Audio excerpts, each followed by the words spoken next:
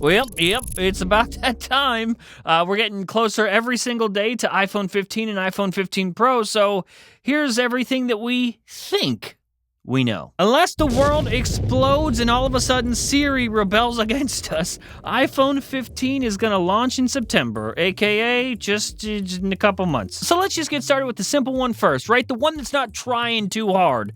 iPhone 15 regular, like the poor people model. Now, technically, this goes for all of the iPhone 15 lineup, but it gets a special mention here. USB Type-C, it's finally happening, homies. We are about to see the death of the Lightning port. Yeah, for your iPhone at least. Out with the old hole, in with the new hole, is what I always say. Introduced all the way back in 2012, you know, the year that the world was supposed to end. We got it first with the iPhone 5. Lightning has stuck around for so long. In fact, I bet there are some of you watching this show right now that don't remember the 30-pin connector. I say 30-pin connector and you're like, 30 who? Moving on to general design, everything we're seeing points to the base model iPhone 15 adopting the dynamic island from iPhone 14 Pro, which to me is nothing but good news. Yeah, bring it over, let everyone have it. So this will also be the year that we also say goodbye to the notch on the regular iPhones. Man, there's a lot of bye-bye, see you later happening this year. Other than the dynamic island taking over for the notch, though, we're not expecting to see any other major design departures for iPhone 15. Other than some insane color options like a bright-ass blue and pink alongside the usual assortment of black, white, and product red. But hey, let's take a quick little second to talk about the slightly credible, maybe possible information that we got from actually the same person that gave us the horrific news about the horrific yellow color that we got last year. Anyway, yeah, this information comes from the same exact person who got that right last year, and they said that frosted glass is coming to the regular base models for iPhone 15. So the frosted glass back from the Pro models that you know and love, apparently that's trickling down. iPhone 15 Plus, about it, it's going to be a little bit bigger. So, yeah. Okay. We got the regular models out of the way, but now it's time to get professional up in here, all right? You, me, professionals. We're professional people that need professional phones. So now we got to talk about the iPhone 15 Pro and iPhone 15 Pro Max. But first, speaking of professional, here's a very professional ad read.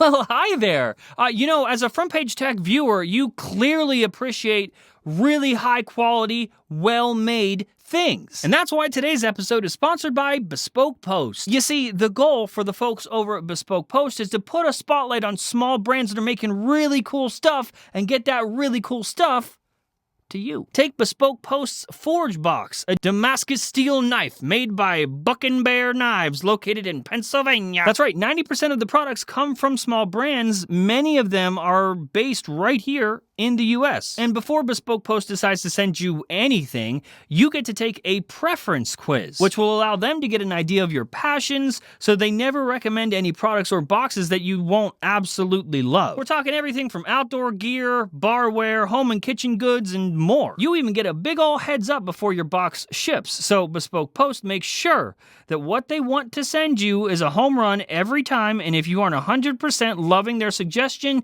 you can easily swap or outright skip the month entirely. Because with Bespoke Post, you only pay for what you want, and their lineup changes every month, so you can expect a variety of boxes full of awesome every time. And for your boy Jern here, I got the awesome destination box. And that came with this thing, the Garment Duffel by Half Day. You know, since I literally have been living on airplanes lately. You can always expect Bespoke Post to meet or exceed your expectations because they always make sure to pack their boxes with value every time, because Bespoke Post fills each box of awesome with around $70 worth of goods, but you only pay a fraction of that price. And if me being excited about this isn't quite enough to sell you on this yet, then I should tell you that if you check out Bespoke Post right now from our link in the description, that's bespokepost.com/FPT20, you get an entire additional 20% off your first order. Again, you can click that link in the description or just use code FPT20 at checkout. And of course, a huge thanks to Bespoke Post for, well, sending me really cool stuff, but also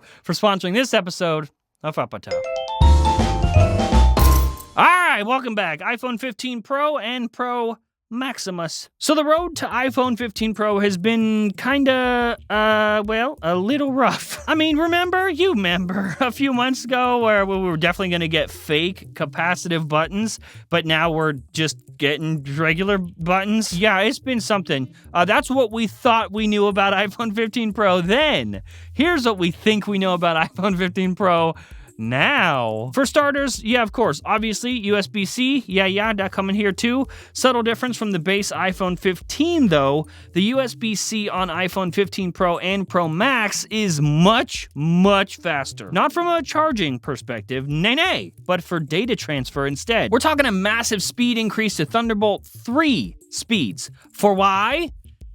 Because massive ProRes stuff. Also, this isn't really talked about too much with the USB-C additions to iPhone, but Apple will more than likely be placing some Apple-like limitations on accessories. In fact, this is the exact type of MIFI technology, MFI, made for iPhone technology, that all Lightning iPhones had, but it's notable here because none of Apple's other USB-C friendly products like iPad or Mac have this type of restriction. So it's getting just a little mention here on the show so I can help prevent you from using those sketchy, dangerous other chargers on your phone.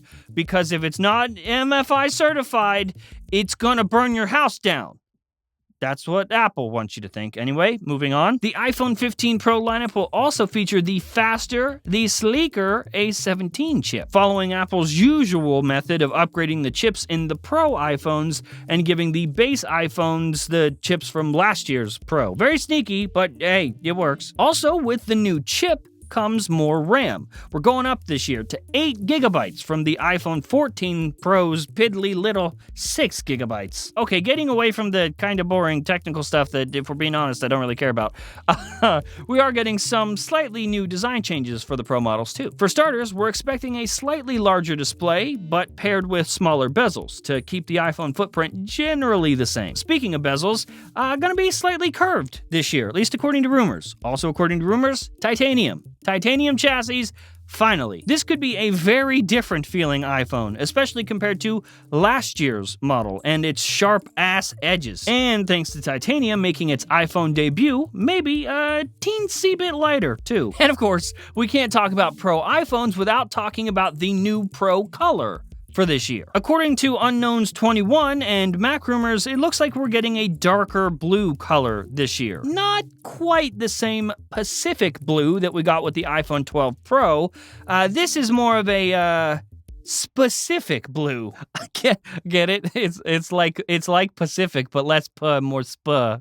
And real quick, we gotta mention again how for months we expected iPhone 15 Pro to have fake buttons like capacitive solid-state volume and lock buttons until, hey, turns out, nope. I know what you're thinking. Someone lied, right? The rumors were made up and that wasn't really happening. No, guys. It was definitely for sure happening and Apple just changed their minds, okay? If you want fake buttons, I guess there's always next year, right?